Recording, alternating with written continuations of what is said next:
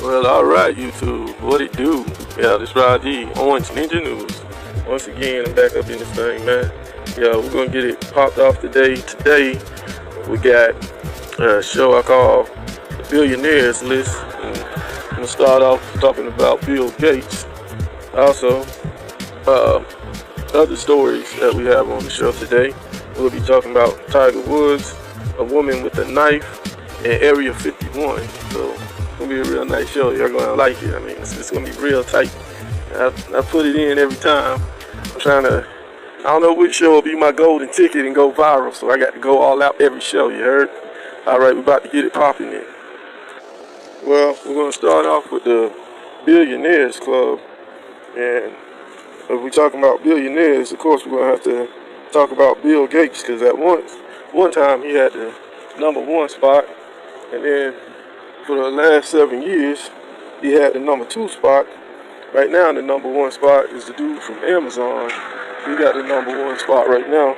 And Bill Gates finally got knocked out the #2 spot of the world's richest guy. According to the Bloomberg's Billionaires Index, it's now Bernard Arnault. And Bernard Arnault is a Frenchman, and he's the CEO of LVMH. And at first I thought LV might stand for Louis Vuitton or something like that. You know, French stuff, I guess. I don't know. But anyway, yeah, it is some high class stuff, because you'll want to know what LVMH is. Well, it's the company that does control Louis Vuitton. Also, Christian Dior, the Champagne, Dom Perignon, and they got many more brands that they control and that they're over. So any kind of like little high class stuff that's out here, the expensive clothing, expensive purses, all that type of stuff, he's over all that. So it's no wonder that he's worth $108 billion. I said 108 billion with a B. Yo, that's a lot of money, man. And also, he owns a lot of stock in Amazon. So, you know, you see Amazon got that #1 spot, so, he coming for that too. Dude be on the move, man. I like the hustle, man. Just because he got paper don't mean that he's going to stop his grind and stop his hustle. That man's still growing. But, yeah, but as soon as I seen the company name was LVMH, I was like, yeah, Louis Vuitton going to have something to do with it. So, yeah, man, $108 billion. That's the second richest man in the world. So any gold digging ladies, let me put the man's name out again. Bernard Arnault. So if you're a gold digging chick, you're looking for Bernard Arnault. That's what's up. All right, next up, we're going to talk about Tiger Woods. Because he had that case lately where they was trying to, this family was doing a lawsuit against him because his son that worked at his restaurant died. Now, Tiger Woods wasn't at the restaurant when the man was there. You know, he's a golf pro and a businessman. He's busy. He out doing stuff. He's not sitting around the restaurant. It's not like he's at a restaurant managing it himself. It makes no sense to even think that. So, of course, Tiger Woods wasn't even there. It's just a restaurant that he owns. Okay, so Eldrick Taunt Woods, a.k.a. Tiger Woods. Let me break the name down, because this is my theory on the name. I might be wrong, but Eldrick, I'm pretty sure that comes from his pops. I had picked that name out. Taunt, I'm pretty sure that got to be his mom, because I ain't never heard that name before. I mean, I don't even know. It don't really sound Asian either. It might be, I don't know what that is. Well, it could be, some form of Asian name, though. That's, but yeah, that's his government right there. That's his government name, Eldrick Taunt Woods. But everybody knows him as the beloved Tiger Woods. Yeah, he still ranks second in the major championship and in the PGA Tour. Of course, he's the greatest golfer in the world. You know what I'm saying? He had little setbacks. We'll get into that later. All right. Now, matter of fact, let me get into the pros and cons of being Tiger Woods. Let's get into his good and his bad days. But fortunately, he had way more good days than he had bad days. So, and we all know, you know what I'm saying, being the golf pro that he is, that he had way more good days than he had his bad days. But let's see, I start off with one of his bad days. He had a bad divorce, uh, and another bad day is he got sued by the family of the dead drunk guy. And even now, he's not remarried yet because he got so shook from his the first mistake of a marriage that he made. I guess he was like, yo, I ain't gonna sign no papers again. Especially when he ended up getting hit with the golf club and stuff like that. You know, allegedly, his ex-wife hit him upside the head with a golf club. So I don't know if he was ready to put himself back in a situation like that.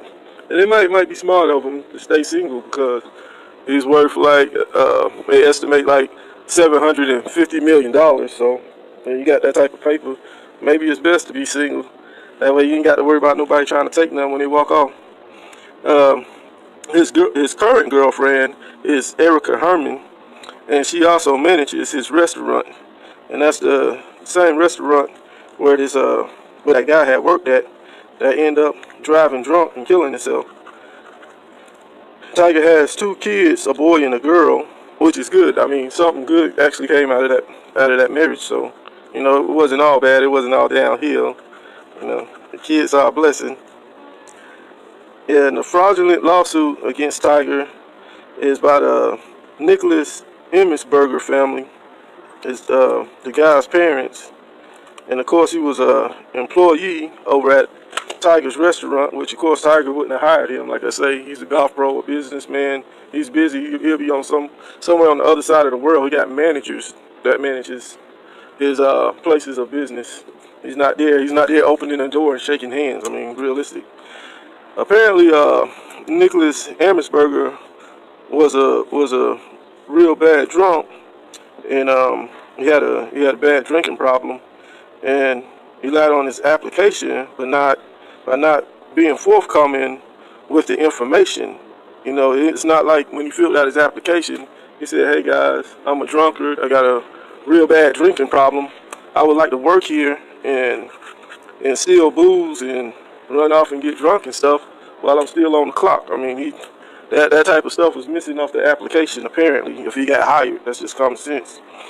So he was working as a bartender, and he was also drinking at the time where he was supposed to be working. And again, Tiger wasn't there, so I don't see how the lawsuit could be against him, saying that he had something to do. Like he was sitting there, but like when it first came out and they was talking about it, I was thinking they were saying they was out partying, and Tiger Woods was handing this guy drinks, like shot, shot, shot. Come on, take another drink, dude. You know, none of that happened. Tiger probably wasn't even in the country at the time. He was nowhere near this guy. He didn't know what this guy was doing. So, well, anyway, the guy was drinking on the job. Afterwards, when he got off of work, he decided to do something that's illegal, which is driving drunk. And if he would have got caught, he would have got a DUI, of course.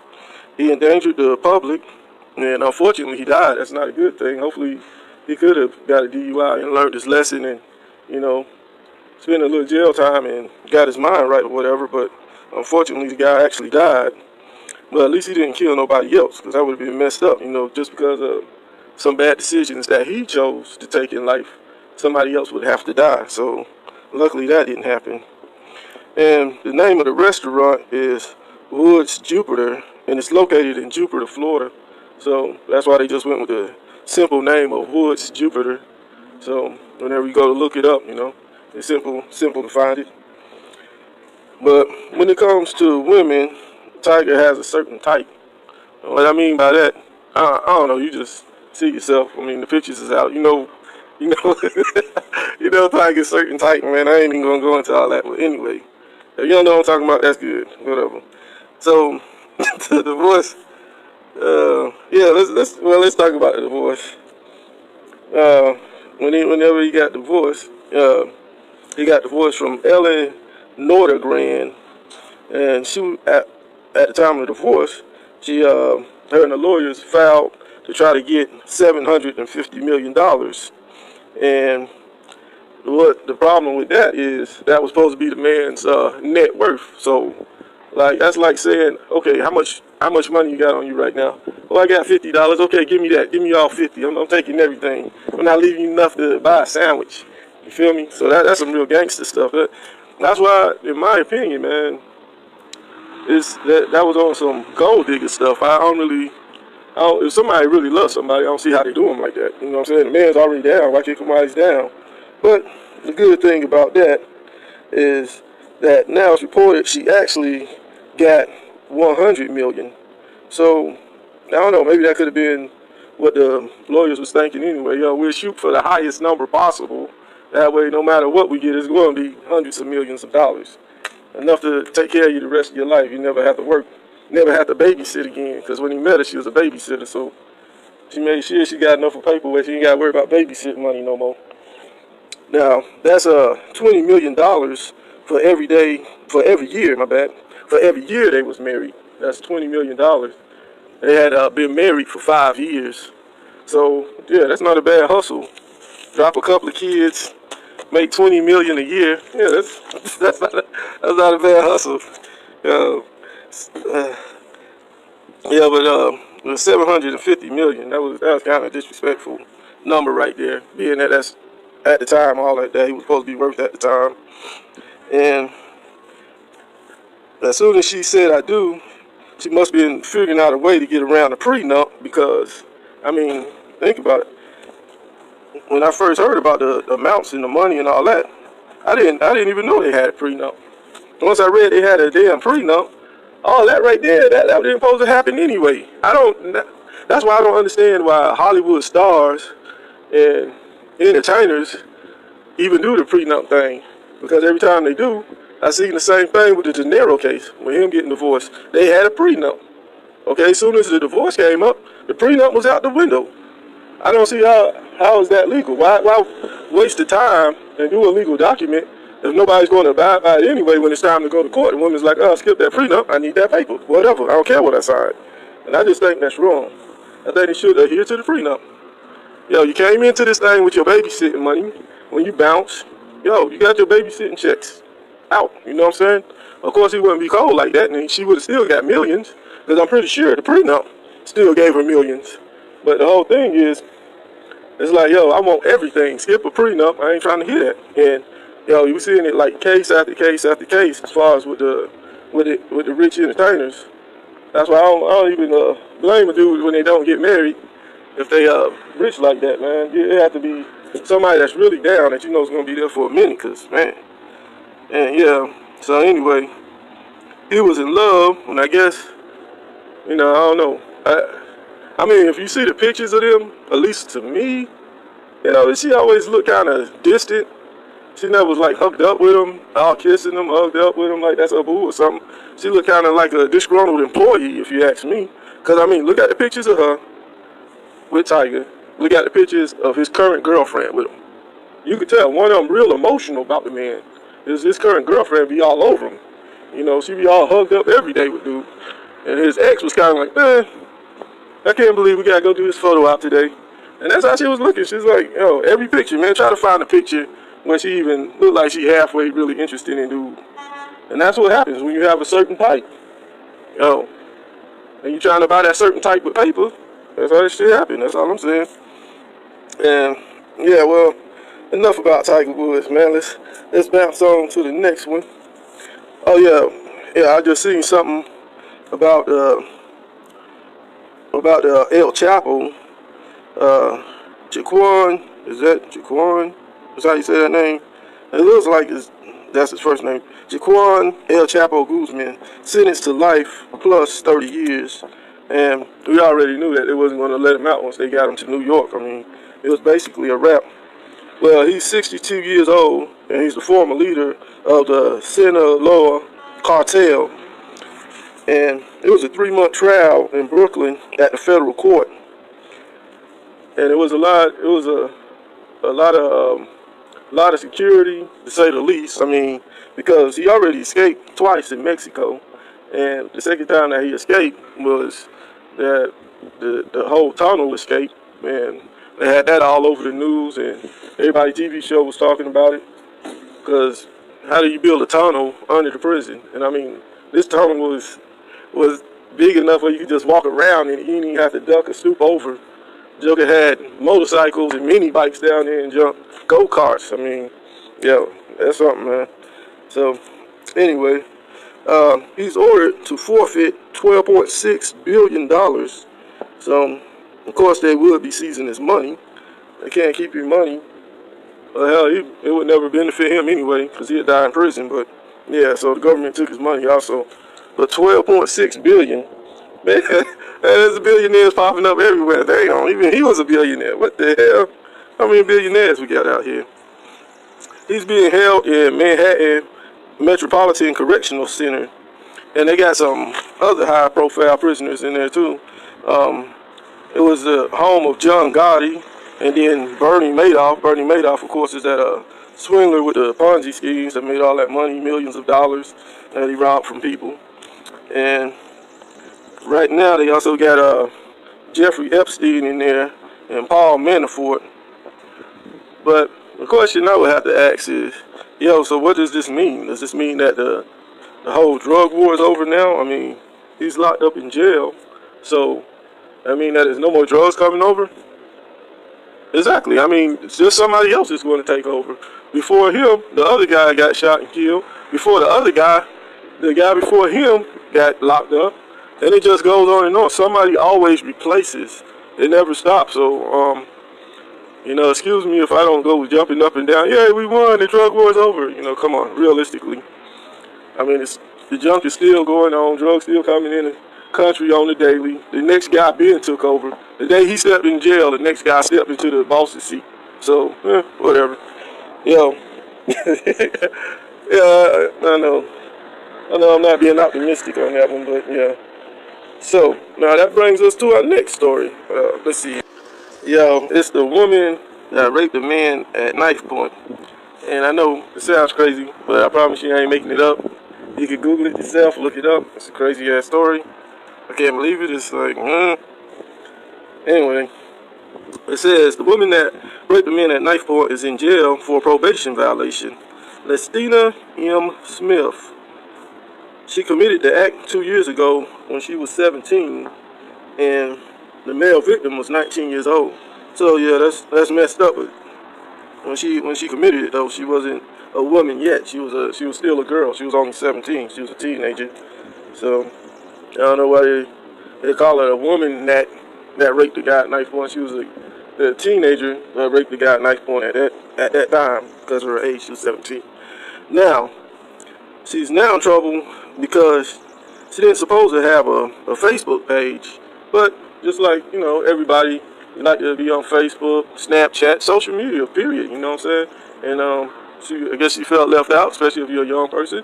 You need your social media, you're trying to get your social media on, and, you know, so that's kind of cold to have that as part of the probation. That's a rough-ass probation, but you still have to follow it, though. She should have been like, yo, I ain't got nothing to do with no kind of social media. I don't Facebook. Whatever, y'all just have to hit me on a regular. Yo, she need to get one of those damn old phones, them damn cells that flip, get a flip phone. Okay, now you can't pin nothing on it in. Yo, how she on Facebook if she got a flip phone? Flip phones can't go on no damn Facebook. All they can do is call, receive calls, period. And hopefully it's the one that can actually leave a message or something. That's all a flip phone can do. She need to go old school to stay out of jail. You know, by the time she was dating the guy that she raped, and he was reluctant to give up the sex. So, I mean, I guess it was just one of those nights. And yeah, I ain't even gonna go too much into that, but yeah, that's messed up, man. Yo, I'm sorry. Yeah. Anyway, this happened in Saginaw, Michigan, and like I said, you can Google it. Saginaw, Michigan, a woman that raped the guy at knife point. And again, I don't know why he's saying woman when she was only 17 when she did it. Should have been a teenager that raped the guy at knife point. And you know, you can see a picture, man. She actually looked pretty decent, which is confusing. I mean, she had the chemicals in her brain that night. She needed to really get at it. She didn't know. She should have broke up with him, period. Because there's too many other dudes. It's like dudes be like, yo, I would bang her right now. What the hell? See, I don't know. She just wasn't thinking right, man. That's how it is. Sometimes a chick better date around, find what she need, quit playing around. You gonna mess around, be getting in trouble for helping on the guy with a knife point. I'm telling you. All right, enough of that foolishness. But it's a true story. Google it, look it up yourself. Next to the Area 51. I think I'm gonna end on this little news story. And I talked about this one before, but we're about to go into it. Yeah, this one is about the Area 51 flash mob event. And the reason I'm talking about it again is, despite how many people say, hey, y'all need to cut that out, it's still growing. And now they said that they got over 1 million people signed up to it now. So, I mean, and like I say, the Area 51 raid event started off as a joke on Facebook. And the guy that started it off already said, hey, listen, I was joking, cut it out. I don't know what's going on. But, of course, he's going to say he was joking. Even if he wasn't joking, man, think about what he's going to say. What else you going to say when the feds step in, and people come after you? You can get locked up. Oh, I didn't do nothing. I don't know. I was joking. Come on, please. I was just joking. Yo, for real. Well, what the man going to say? Nah, I wasn't joking. Lock me up. I'm a hard thug. I'm ready to go to jail. Lock me up. Nah, I ain't no joke. But, yeah, man. So, now it's 1 million people pledging to raid Area 51. And they got more than just one site on the internet. They got a bunch of little wacko copycat sites that done popped off now. And it's actually grown into a nice-sized movement, really. And the Area 51 run towards the aliens event is set for, get this now, in case you're a wacko that want to go there, I'm gonna give you the time and everything, time and date. Yo, it's 3 a.m. on September the 20th. So, be there, be square, if you want to meet the aliens. But I'm not telling you to go, because, man, you might get shot. Actually, I've been telling everybody, do not go there. Do not go up there to that military base playing with them people. They don't even play like that, though, for real. So, I mean, some people would be like, yo, it's crazy enough. It might just work. It's a lot of us. We all gonna run at the same time. Yo, you think they don't have any plans set up for that? Just like the date and time, just like the date and time is on all these different websites, and you got over 1 million people talking about the same damn date and time and what all they going to do. You think the military don't got a contingency plan already set up for that right there? They already said that's one of our practice base. We serious about ours, and it'd be best that you don't do it. They basically saying, yo, if you go up there trying to catch you an alien, you're gonna mess around and catch some bullets. So I don't know. Hey, how much more blunt and how much more they have to tell you not to try that mess. But hey, if you're dumb enough to do it, yeah, it's 3 a.m. September the 20th. If you're stupid enough to go catch a bullet, but please don't, though. Serious, man, no bullshit. Please don't do that. But and I was thinking, man, what if some aliens say, "Take me to your leader"? Yo, for real, I just thought about that. What if it was some aliens like, take me to your leader. Thanks for freeing us. Take me to your leader. Then I'll be down when I'm like, y'all take him to the leader and shit. He can have him. Then my next question be like, shit, the leader ain't one of y'all. I thought he was one of y'all. Shit, I thought he was an alien like y'all, man. Y'all want to go to him? Okay, out of way. Have at it. Have a good time, buddy. Go back to Sensorian 5 or whatever planet. Oh, man. Yo, it's been a nice show, man. It's been a pleasure hanging out with y'all again today, YouTube. And Orange Ninja News, we're coming at you daily. Number bangers, hot shows. Yo, we're in here for the long run, man. We're doing this thing, man. So, if you like the show, go ahead and subscribe. Hit the little notification bell. That way you can be notified every day when we come out the show. And every time something new come out, bam, you're the first to know about it. And that's what's up. Yo. As usual, what I say about this time, y'all be blessed. I'm out of here. Peace.